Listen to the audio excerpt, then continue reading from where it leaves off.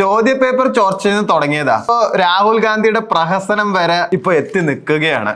ശരിക്കും പറഞ്ഞ ചോദ്യപേപ്പർ ഇങ്ങനെ പോയിക്കൊണ്ടിരുന്നപ്പോ നമുക്ക് എല്ലാവർക്കും ഒരു വിഷമം ഉണ്ടാവും. കാരണം അതിന് വിദ്യാഭ്യാസ മന്ത്രി രാജിവെക്കണം എന്ന് പറഞ്ഞിട്ടാണ് CJP പാർട്ടി തുടങ്ങിയത്. വിദ്യാഭ്യാസ മന്ത്രി ആണെങ്കിൽ രാജിവെക്കണമില്ല, CJPയുടെ പ്രതിഷേധമാണെങ്കിൽ ഇങ്ങനെ കൂടി വരികയാണ്.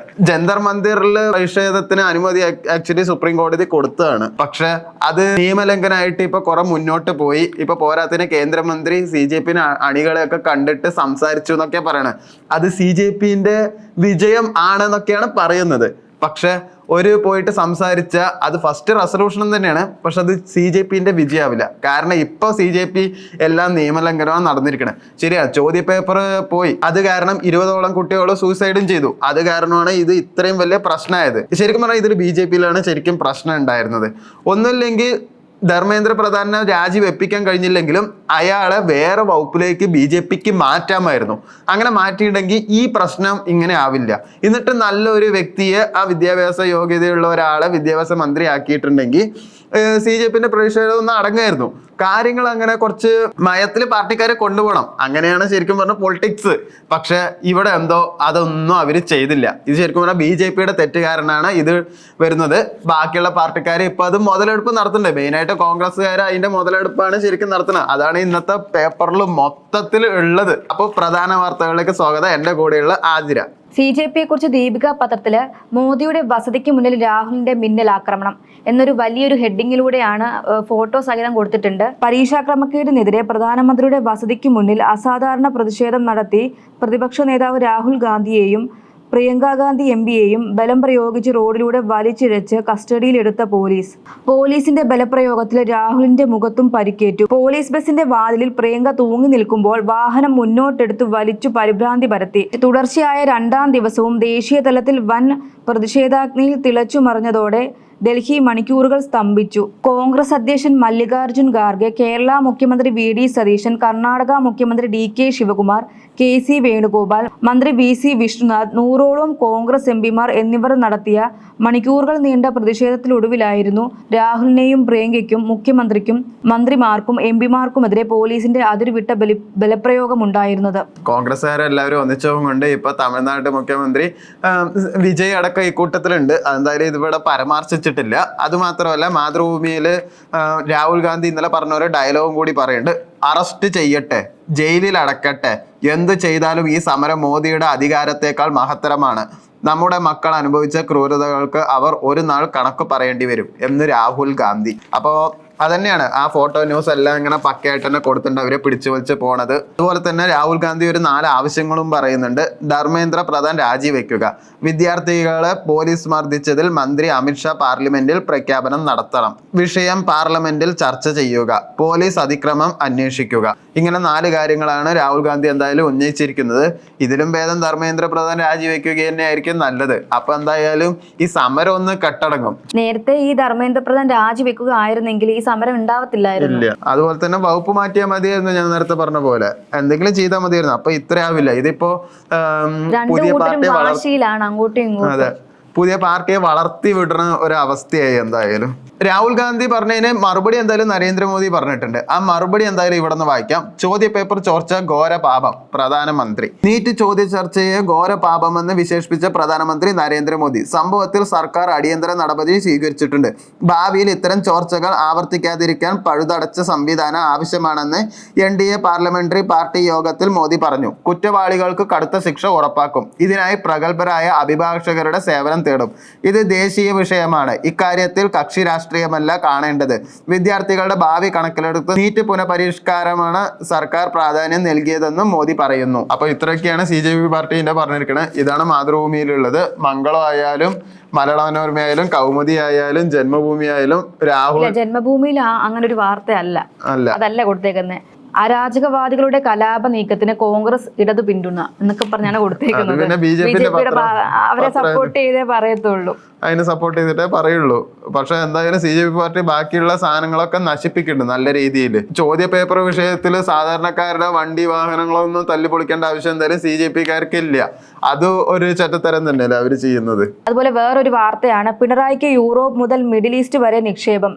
സ്വപ്ന സുരേഷ്. മുൻ മുഖ്യമന്ത്രി പിണറായി വിജയനെതിരെ തുറന്നടിച്ച് സ്വപ്ന സുരേഷ്. പിണറായി വിജയന് യൂറോപ്പ്, US, മിഡിൽ ഈസ്റ്റ് രാജ്യങ്ങളിൽ നിക്ഷേപവും ബിസിനസ് സംരംഭങ്ങളും ഉണ്ടെന്ന് അവർ വാർത്താ ലേഖകരോട് വെളിപ്പെടുത്തി. ചികിത്സയുടെ പേര് പറഞ്ഞ് വിദേശയാത്ര നടത്തുന്നത് ബിസിനസ് കാര്യങ്ങൾ നോക്കാൻ വേണ്ടിയാണ്. താനും പലതവണ അതിന്റെ ഭാഗമായി ദുബായിൽ പോയിട്ടുണ്ട്. അമേരിക്കൻ പ്രസിഡന്റിന്റെ ഭാര്യ പ്രഥമ വനിത എന്ന നിലയിൽ അദ്ദേഹത്തോടൊപ്പം യാത്ര ചെയ്യുന്നത് പോലെയാണ് ഒരു സംസ്ഥാനത്തിന്റെ മുഖ്യമന്ത്രിയായിരുന്ന പിണറായി വിജയന്റെ ഭാര്യയും കൂടെ പോയിരുന്നത്. അതുകൊണ്ടാണ് എല്ലാ വിദേശ യാത്രകളിലും അവർ ഒപ്പം പോയിരുന്നത്. പിണറായി വിജയനേക്കാൾ ശക്ത ഭാര്യയാണ്. പിണറായിക്ക് ബിസിനസ് തന്ത്രങ്ങൾ മെനയാനുള്ള ബുദ്ധിയോ സമയമോ ഇല്ല. പിണറായിയുടെ മകന് കുടുംബത്തിൽ യാതൊരു പ്രാധാന്യവുമില്ലെന്നും മകൾക്കും ചെറുമകനുമാണ് പ്രാധാന്യമെന്നും സ്വപ്ന സുരേഷ് പറഞ്ഞു. സത്യം വിളിച്ചു പറഞ്ഞതിന്റെ പേരിലാണ് താൻ സംസ്ഥാനത്തുടനീളം കോടതിയിൽ ഓടി നടക്കുന്നത്. ഒരു ഫോൺ കോൾ റെക്കോർഡ് മാധ്യമങ്ങൾക്ക് കൈമാറിയതാണ് തനിക്കെതിരെ കേസെടുക്കാൻ കാരണം. തനിക്കെതിരെ സംസാരിക്കുന്നവരെ ഇല്ലാതാക്കാനാണ് പിണറായി വിജയൻ ശ്രമിക്കുന്നത്. മുൻ മുഖ്യമന്ത്രി കാരണം തന്റെ കുടുംബജീവിതം തകർന്നു. പൊളിറ്റിക്കൽ അജണ്ടയുടെ ഭാഗമായി തനിക്കെതിരെ കുറെ കേസെടുത്തു. നീതി ലഭിക്കുന്നതുവരെ പോരാടും. അയാൾക്കെതിരെ എന്തുകൊണ്ട് ഇപ്പോഴും നടപടിയെടുക്കുന്നില്ലെന്നും സ്വപ്ന സുരേഷ് ചോദിച്ചു. ഞാൻ പറഞ്ഞ കാര്യങ്ങൾ ഇപ്പം തെളിഞ്ഞുകൊണ്ടിരിക്കുകയാണ്. ശിവശങ്കർ ഇപ്പോഴും രഹസ്യമായി പിണറായിക്ക് വേണ്ടി പ്രവർത്തിക്കുന്നുണ്ട്. കുറിപ്പുകൾ എഴുതി കൊടുക്കുന്നതും നിക്ഷേപങ്ങൾ സംബന്ധിച്ച കാര്യങ്ങൾ നോക്കുന്നതും ശിവശങ്കറാണ്. സർക്കാർ മാറിയതുകൊണ്ടാണ് കേരളത്തിലേക്ക് തിരിച്ചു വന്നത്. മുഖ്യമന്ത്രി VD സതീശനെ നേരിൽ കണ്ട് രാഷ്ട്രപ്രേരിത കേസുകളിൽ നിന്ന് ഒഴിവാക്കണമെന്ന് ആവശ്യപ്പെടുമെന്നും സ്വപ്ന പറഞ്ഞു. വ്യാജ കേസിൽ ജാമ്യമെടുക്കുന്നതിനായി പാലക്കാട് കോടതിയിൽ എത്തിയതായിരുന്നു സ്വപ്ന. ശരിയാണ്, പിണറായി വിജയൻ ബിസിനസ്സുകാരനാണെന്ന് എല്ലാവർക്കും അറിയാം. അദ്ദേഹം പല സംസ്ഥാനത്തും ഇൻവെസ്റ്റും ചെയ്തിട്ടുണ്ട്. അതൊക്കെ അവരുടെ പേഴ്സണൽ കാര്യമാണ്. അതിലൊന്നും നമ്മൾ ഇടപെടേണ്ട ആവശ്യമില്ല. ശരിക്കും പറഞ്ഞ സ്വപ്ന സുരേഷ് ആ ബിസിനസിന്റെ ഒരു ഭാഗം തന്നെ ആയിരുന്നല്ലോ. തല്ലിപ്പിരിഞ്ഞ കൊണ്ടല്ല ഇപ്പൊ ഇങ്ങനെ പറയണത്. അതെ, പക്ഷെ അതിനുള്ള തന്ത്രം മെനയാനുള്ള ബുദ്ധി ഇല്ലെന്നാണ് പറയുന്നത്. അദ്ദേഹത്തിന് വൈഫാണ് കൂടെ പൊക്കോണ്ടിരുന്നതാണ് പറയുന്നത്. അതുപോലെ വേറൊരു വാർത്തയാണ്, ഓൺലൈൻ ടാക്സി ഡ്രൈവർമാർ അനിശ്ചിതകാല സമരത്തിന്. നിരക്ക് വർദ്ധിപ്പിക്കണമെന്നും ബൈക്ക് ടാക്സിക്ക് അനുമതി നൽകുന്നത് അവസാനിപ്പിക്കണമെന്നും ഉൾപ്പെടെ 11 ആവശ്യങ്ങൾ ഉന്നയിച്ച് സംസ്ഥാനത്തെ ഓൺലൈൻ ടാക്സിക്കാർ ഡ്രൈവർമാർ ഇന്നു മുതൽ അനിശ്ചിതകാല സമരത്തിൽ. പണിമുടക്കിന്റെ ഭാഗമായി ഊബർ, ഓല, റാപ്പിഡോ, കേരള സവാരി കമ്പനികളുമായി സഹകരിച്ച് പ്രവർത്തിക്കുന്ന ടാക്സികൾ ഓഫ്ലൈൻ ആകുമെന്നാണ് പ്രഖ്യാപനം. ന്യായപരമായ നിരക്ക് പരിഷ്കരിക്കണം, ബൈക്ക് ടാക്സി സേവനം അവസാനിപ്പിക്കൽ എന്നിവയാണ് പ്രധാന ആവശ്യങ്ങൾ. മുൻപ് പ്രതിഷേധത്തെ തുടർന്ന് വർദ്ധിപ്പിച്ച തുക പിന്നീട് കമ്പനികൾ പിൻവലിച്ചതാണ് സമരത്തിലേക്ക് നയിച്ചതെന്ന് ഡ്രൈവർമാർ ആരോപിക്കുന്നു. രേഖാമൂലമുള്ള ഉറപ്പാണ് തങ്ങൾ ആവശ്യപ്പെടുന്നതെന്നും അവർ വ്യക്തമാക്കി. ഇപ്പൊ ടാക്സി ഡ്രൈവർമാർ ഇപ്പം സമരത്തിലേക്ക് പോകുമ്പോഴത്തേക്ക് ഇപ്പൊ തിരുവനന്തപുരത്ത് ചെന്നാലും കൂടുതലും ടാക്സിയും ഊബറും ഒക്കെയാണ് എല്ലാവരും ഉപയോഗിച്ചുകൊണ്ടിരിക്കുന്നത്. സാധാരണ ആൾക്കാർ മാത്രമേ ഉള്ളൂ ഓട്ടോയിൽ കയറി പോകുന്നതോ അങ്ങനത്തെ. ഇപ്പൊ സാധാരണക്കാരും ഊബർ ആണ് യൂസ് ചെയ്യുന്നത്. കൂടുതലും കണ്ടുവരുന്നത് അങ്ങനെയാണ്. അപ്പൊ അവര് കൂടുതലും കഷ്ടപ്പെടുമെന്നാണ് തോന്നുന്നത്. അതെ, അത് ചെലവ് കമ്മിയാണല്ലോ യൂബറിൽ എന്തായാലും. പിന്നെ ബൈക്ക് ടാക്സി, ഗോവയില് ബൈക്ക് ടാക്സിയാണ്. അത് ഭയങ്കര ഇതായിരുന്നു. അതാണ് ഇങ്ങോട്ട് കൊണ്ടുവരണം എന്ന് പറയുന്നത്. ബൈക്ക് ടാക്സി വന്നാലും കാറിന് എന്തായാലും കമ്മിയാവില്ല. അതങ്ങനെയാണ്, അവിടെ കമ്മിയായിട്ടൊന്നും ഇല്ല. അതെ, ഇപ്പൊ ഒരു വ്യക്തി ആയിരിക്കും യാത്ര ചെയ്യുന്നത്. അപ്പൊ ബൈക്ക് ആയിരിക്കുമല്ലോ കൂടുതലും അവർക്ക് ഇതായിട്ട് തോന്നുന്നത്. അടുത്ത ബിസിനസ് ന്യൂസ് ആണ്, യുദ്ധവ്യാപനത്തിൽ വലഞ്ഞ നിക്ഷേപകർ. പശ്ചിമേഷ്യൻ സംഘർഷം രൂക്ഷമായതോടെ ഓഹരി, ക്രൂഡ് ഓയിൽ, കമ്പോള വിപണികളിൽ അനിശ്ചിതത്വം ശക്തമാകുന്നു. യുദ്ധം അതിവേഗം വ്യാപിപ്പിക്കുകയാണെന്ന വിലയിരുത്തലിൽ നിക്ഷേപകർ സുരക്ഷിത മേഖലയായ US ബോണ്ടുകളിലും ഡോളറിലും നിക്ഷേപം വർദ്ധിക്കുകയാണ്. ഇന്നലെ ഇറാനെതിരെ അമേരിക്ക ആക്രമണം ശക്തമാക്കിയതോടെ ബ്രാൻഡ് ക്രൂഡ് ഓയിലിന്റെ വില 3 ആഴ്ചകളിലെ ഏറ്റവും ഉയർന്ന തലമായ ബാരലിന് $92 അടുത്തെത്തി. ഇന്ധന ഗതാഗത രംഗത്ത് വെല്ലുവിളിയാവുന്നതാണ് വിപണികളിൽ ആശങ്ക വർദ്ധിപ്പിച്ചത്. നിങ്ങൾ ഇൻവെസ്റ്റ് ചെയ്യുകയാണെങ്കിൽ പരമാവധി ഇന്ത്യൻ സ്റ്റോക്ക് മാർക്കറ്റിൽ മാത്രമേ ഇൻവെസ്റ്റ് ചെയ്യുക. US ഉണ്ട്, അത് നല്ല തന്നെയാണ്. ബാക്കി GCC കൺട്രീസിൽ ഇപ്പോൾ റിയൽ എസ്റ്റേറ്റ് ബിസിനസ് ഒക്കെ നല്ല രീതിയിൽ മോശമായിട്ട് തന്നെ വരികയാണ്. അതുകൊണ്ട് അവിടെയൊക്കെ ഇൻവെസ്റ്റ് ചെയ്താൽ നല്ല പ്രശ്നം വരും. ഇറാനിലും കുറെ പേര് ഇവിടുന്ന് ഇൻവെസ്റ്റ് ചെയ്യണ്ടോ എന്നുള്ളത് എനിക്കറിയില്ല. പക്ഷെ ഓയിലിൽ നല്ല രീതിയിൽ തന്നെ ഇൻവെസ്റ്റ് ചെയ്തിട്ടുണ്ട്. US നിങ്ങൾ ഇൻവെസ്റ്റ് ചെയ്യുമ്പോൾ അതിൻ്റെതായ പ്രോബ്ലം ഉണ്ട്. കാരണം എന്തെങ്കിലും പൈസ പോയാൽ എന്തായാലും ഇവിടെ കേസ് കൊടുക്കാനുള്ള വകുപ്പൊന്നും ഇല്ല. ഇന്നലെ വായിച്ചതിൽ പറയുന്നതാണ്, അങ്ങനെ മാത്രമേ എനിക്ക് അറിയത്തുള്ളൂ. 130 കപ്പലുകളാണ് പൊക്കോണ്ടിരുന്നത് ഹോർമൂസ് കടലിടുക്കിലൂടെ. അപ്പൊ ഇപ്പൊ ഈ ഒരു യുദ്ധം നടക്കുന്നതിന്റെ ഇടയ്ക്ക് 24 മണിക്കൂറിലകം 9 കപ്പലുകളാണ് മുന്നോട്ട് പോകുന്നത്. അപ്പൊ അതുകൊണ്ടൊക്കെ ഇപ്പൊ എണ്ണവിലയും എല്ലാം കൂടാൻ സാധ്യതയുണ്ട്. പിന്നെ അടുത്തൊരു ന്യൂസ് ആണ്, ബിസിനസ് തന്നെയാണ്. എല്ലാത്തിലും കേരള കൗമുദിയിലും മനോരമയിലും ഒക്കെ കൊടുത്തിട്ടുണ്ട് മാരുതി സുസുക്കി വീണ്ടും വില കൂട്ടി എന്നുള്ളത്. എന്തായാലും ലക്ഷറി വണ്ടിക്ക് ടാക്സ് കമ്മിയാക്കിയപ്പോൾ ഇന്ത്യയിലെ മാരുതി സുസുക്കി എന്തായാലും വില കൂട്ടാൻ എന്തായാലും പോവുകയാണ്. എന്താ കാരണം ചോദിച്ചാൽ ഉൽപാദന ചെലവിലെ വർധന കണക്കിലെടുത്ത് ചേർത്ത് പ്രമുഖ വാഹന കമ്പനികൾ കാർ വില കൂടെ ഉയർത്തുന്നു. ആഗസ്റ്റ് 1 മുതൽ വിവിധ മോഡലുകളുടെ കാറുകളുടെ വില 30,000 രൂപ വരെ കൂട്ടുമെന്നാണ് മാരുതി സുസുക്കി വ്യക്തമാക്കിയിരിക്കുന്നത്. പശ്ചിമേഷ്യയിലെ യുദ്ധവും ഹോർമൂസ് ഇടനാഴിയിലെ ചരക്കു ഗതാഗത തടസ്സങ്ങളും മൂലം അസംസ്കൃത സാധനങ്ങളുടെ വിലയിലുണ്ടായ കുതിപ്പിന്റെ ആഘാതം കുറയ്ക്കാൻ 3 മാസമായി ശക്തമായ നടപടികൾ സ്വീകരിച്ചെങ്കിലും കാര്യമായ ഗുണം ചെയ്തില്ല. അപ്പോൾ യുദ്ധം തന്നെയാണ് മാരുതി സുസുക്കിക്ക് എന്തായാലും വില കൂട്ടാനുള്ള കാരണം. എന്തായാലും പച്ചക്കറിക്ക് വില കൂടണ പോലെ ഇനിയിപ്പോൾ കാറിനും മൊബൈലിനും ഒക്കെ വില കൂടിക്കൊണ്ടിരിക്കുകയാണ്. ശമ്പളം ഒഴുകി എല്ലാം കൂടുണ്ട്. അതുപോലെ ദീപികയിൽ വേറൊരു വാർത്തയാണ് അപൂർവത്തിൽ അപൂർവം. ഓസ്ട്രേലിയൻ യുവതിക്ക് 4 ഡിറ്റോ പെൺകുട്ടീസ് എന്ന് പറഞ്ഞൊരു ഹെഡിങ്ങിലൂടെയാണ് തുടങ്ങുന്നത്. അപൂർവ ജന്മമെന്ന് കളിയാക്കിയാലും അല്ലാതെയും പ്രയോഗിക്കുന്നുണ്ടെങ്കിലും ഓസ്ട്രേലിയക്കാരി അമ്മയുടെ 4 മക്കൾക്കാണ് ആ പ്രയോഗം അക്ഷരത്തിലും അർത്ഥത്തിലും ചേരുക. മറുകൊണ്ടുപോലും തിരിച്ചറിയാൻ കഴിയാത്തത്ര സാമ്യമുള്ള 4 കുരുന്നുകൾ, അതും ഒറ്റ പ്രസവത്തിൽ. 34-കാരിയായ ജനിത നമോണ ഗർഭം ധരിച്ച് 28 ആഴ്ച 4 ദിവസവും 7 മാസം പൂർത്തിയായപ്പോൾ ശസ്ത്രക്രിയയിലൂടെയാണ് കുട്ടികളെ പുറത്തെടുത്തത്. നമോണിയയ്ക്കും ഭർത്താവ് ജോർദാമിനും ഇവരെ കൂടാതെ 4 മക്കളുണ്ട്. 15 ദശലക്ഷത്തിൽ ഒരാൾക്ക് മാത്രമാണ് ഒരു പ്രസവത്തിൽ ഒരേപോലെയുള്ള ഒരേ ലിംഗത്തിലുള്ളതുമായ 4 കുട്ടികൾ ജനിക്കുന്നതെന്ന് ഡോക്ടർമാർ പറയുന്നുണ്ട്. ഇത്തരം ഗർഭധാരണ വളരെ ഉയർന്ന അപകട സാധ്യതയുള്ളതിനാൽ 25-ാമത്തെ ആഴ്ചയിൽ തന്നെ നമോണിയെ ആശുപത്രിയിൽ പ്രവേശിച്ചിരുന്നു. എമിലി, ഹാരിയറ്റ്, കാതറിൻ, അലക്സ എന്നാണ് സുന്ദരികളുടെ പേരിട്ടിരിക്കുന്നത്. കുഞ്ഞുങ്ങൾ പൂർണ്ണ വളർച്ച എത്തുന്നതുവരെ നവജാത ശിശുക്കളുടെ തീവ്ര പരിചരണ വിഭാഗത്തിൽ തുടരുമെന്നാണ് ആശുപത്രി അധികൃതർ അറിയിച്ചിരിക്കുന്നത്. നമോണിയുടെ മറ്റു കുട്ടികൾക്ക് 1 വയസ്സിനും 10 വയസ്സിനും ഇടയിലാണ് പ്രായം. ഇതിനിടെ 10 സീറ്റുകളുള്ള വാൻ വാങ്ങാൻ യുവതി ഓൺലൈൻ ക്യാബിൽ ആരംഭിച്ചിരുന്നു. ഇതിനകം 19,261 പൗണ്ട് സംഭാവനയായി ലഭിച്ചിട്ടുണ്ട്.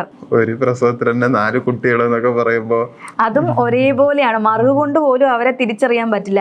ഇപ്പം എന്നെ സംബന്ധിച്ച് ഞാൻ ട്രിപ്ലെറ്റ്സ് ആണ്. പക്ഷെ ഞങ്ങൾ 3 പേരും വ്യത്യസ്ത മുഖവും അതെ, ക്യാരക്ടറും അതെ. എനിക്ക് നീളക്കുറവ്, ഒരാൾക്ക് നീളക്കൂടുതൽ, അങ്ങനെയൊക്കെയാണ്. 3 പേരെ കണ്ടാൽ മനസ്സിലാകും. പക്ഷെ ഒരേപോലെ ഇരിക്കുന്ന കുഞ്ഞുങ്ങൾ അത് വ്യത്യസ്തമായിരിക്കും. എല്ലാവർക്കും ഒന്നും അങ്ങനെ ഉണ്ടാവത്തില്ല. എന്തായാലും അത് അപൂർവത്തിൽ അപൂർവം തന്നെയാണ്. നിങ്ങൾ 3 പേരും ജനിച്ചപ്പോ അത് ഭയങ്കര ഒരു കൗതുകമായിട്ടുണ്ടാവുമല്ലോ. കൗതുകമായിരുന്നു. അന്നത് ഇത്രയും ഇതായില്ലല്ലോ. അല്ല, ടിൻസ് ഉണ്ടാവും, എന്നാലും 3 പേര് എന്നുള്ളത് അപൂർവം തന്നെയാണ്. അതെ, പക്ഷെ അമ്മയ്ക്കും അറിയത്തില്ലായിരുന്നു, ട്വിൻസ് ആണെന്നേ അറിയത്തുള്ളായിരുന്നു. പ്രസവിച്ച് കഴിഞ്ഞിട്ടാണ് ഒരു കുഞ്ഞും കൂടെ ഉണ്ടെന്ന് അമ്മ അറിയുന്നത്. അങ്ങനെയാണ് അവനെ കിട്ടിയത്. അതുപോലെ വേറൊരു വാർത്തയാണ്, സൗജന്യ യാത്ര കൂടുതൽ ബസ്സുകളിലില്ല. മന്ത്രി പ്രിയദർശിനി സൗജന്യ യാത്ര ഓർഡിനറി ബസ്സുകളിൽ മാത്രം തുടരും. ഫാസ്റ്റ്, സൂപ്പർ ഫാസ്റ്റ് അടക്കം ഉയർന്ന സർവീസുകളിൽ വനിതകൾക്ക് സൗജന്യ യാത്ര അനുവദിക്കാൻ തൽക്കാലം പരിപാടിയില്ലെന്ന് ഗതാഗത മന്ത്രി CP ജോൺ പറഞ്ഞു. അല്ലേ തന്നെ എന്തിനാണ് ഇനിയും അതിലേക്കൊരിത്? അതിലേലും അവരൊരു വരുമാനം കണ്ടെത്തട്ടെ. എല്ലാത്തിനും വില കൂടുതലാണെന്ന് നമ്മൾ പറയാറുണ്ട്. പക്ഷെ നമ്മൾ ഒരിക്കലും അരിക്ക് വില കൂടുന്നത് അങ്ങനെ പ്രതീക്ഷിച്ചിട്ടുണ്ടാവില്ല. അങ്ങനെ വിട്ട് നമ്മൾ അറിയുന്നുണ്ടാവില്ല.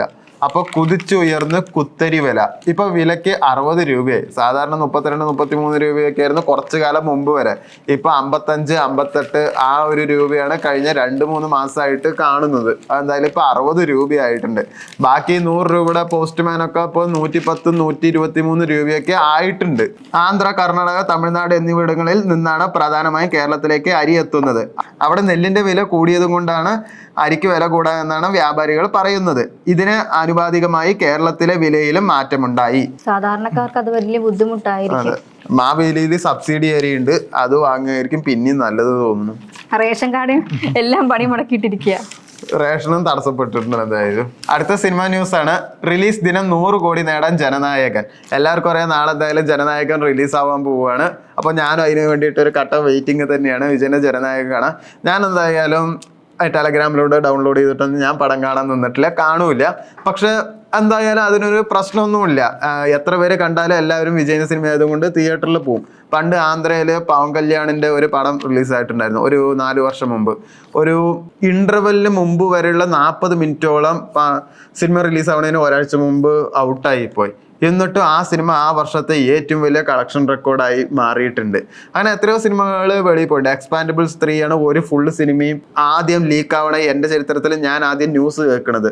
എന്നിട്ടും ആ സിനിമ കളക്ഷൻ റെക്കോർഡ് കിട്ടുന്നുണ്ടായിരുന്നു. കാരണം ഹോളിവുഡിലെ എല്ലാ സൂപ്പർ സ്റ്റാർ അതിൽ അഭിനയിച്ച കൊണ്ട് ഒറ്റ കാരണം കൊണ്ട് മാത്രമാണ്. അപ്പോൾ റിലീസ് ഡേ തന്നെ 100 കോടി നേടാൻ എന്തായാലും ജനനായകൻ വരികയാണ്. റിലീസിന് ദിവസം ആഗോള ബോക്സ് ഓഫീസ് 100 കോടി ഗ്രോസ് കളക്ഷൻ നേടാൻ ഒരുങ്ങി വിജയ് ചിത്രം ജനനായകൻ. നാളെ ലോകവ്യാപകമായി റിലീസ് ചെയ്യുന്ന ചിത്രത്തിന്റെ പ്രീ സെയിൽ 50 കോടി പിന്നിട്ടു. റിലീസ് ദിനത്തിൽ 100 കോടി അനായാസമായി കടക്കാൻ സാധ്യതയുണ്ടെന്ന് ട്രേഡ് അനലിസ്റ്റുകളുടെ വിലയിരുത്തൽ. അപ്പോൾ എന്തായാലും വെയിറ്റിംഗ് ആണ്. അതുമാത്രമല്ല അടുത്തൊരു സിനിമ ന്യൂസും കൂടിയുണ്ട്. നാട്ടുകാരുടെ ചട്ടമ്പി OTT കൈയടക്കുന്നു.